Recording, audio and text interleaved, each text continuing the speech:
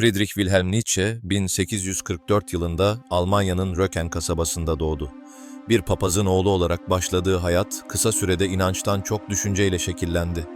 Klasik filoloji eğitimi aldı, sadece 24 yaşında Basel Üniversitesi'nde profesör oldu. Fakat bu genç deha kuralları öğretmek yerine sorgulamayı seçti. Sağlık sorunları yüzünden akademiden erken ayrıldı. 1879'dan itibaren tek başına Avrupa'yı dolaştı. İsviçre'nin dağ köyleri, İtalya'nın küçük kasabaları hepsi onun düşüncelerinin sahnesiydi. Devletini, milliyetini, hatta vatandaşlığını bile geride bıraktı. Bir ülkeye değil düşünceye aitim dedi. Gençliğinde Schopenhauer'in kötümserliğine ve Wagner'in müziğine hayran kaldı.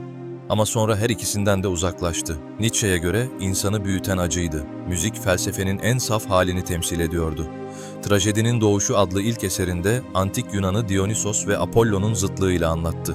Descartes düşünüyorum öyleyse varım demişti. Nietzsche içinse yaşıyorum öyleyse varım. Akıl değil, yaşamın kendisi kutsaldı. İnsanı zincire vuran tüm dogmaları, din, ahlak, gelenek, hayatı sömüren fikirler olarak görüyordu. En çok bu cümleyle bilinir, Tanrı öldü. Ama Nietzsche'nin amacı dinsizliği yaymak değildi. Bu söz insanlığın kendi anlamını yitirmesinin çığlığıydı.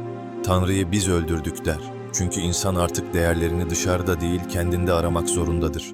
Nietzsche'nin üst insan kavramı bir diktatör değil kendi korkularını ve sınırlarını aşmış insandır. İnsan hayvanla üst insan arasında gerilmiş bir iptir der. Üst insan hayatın acısını reddetmez, onu kabullenir ve dönüştürür. Nietzsche'ye göre her an sonsuz kez yeniden yaşanacaktır. Bu düşünce yaşamı gerçekten sevebilenin sınavıdır. Yaşadığın her anı tekrar tekrar yaşamayı ister miydin?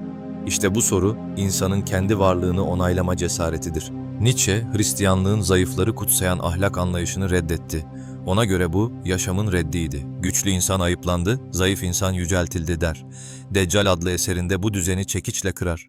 Zayıf ve hasta olan yok olmalıdır. Bu bizim sevgimizdir. 1889'da Torino'da sokakta bir atın kırbaçlanışına tanık oldu. Onu korumaya çalışırken yere yığıldı ve bir daha asla iyileşmedi. Kalan 11 yılını sessiz, hastalıklı bir gölgede geçirdi. Zihinsel ölüm onun bedeniyle değil, çağının anlayışıyla başladı.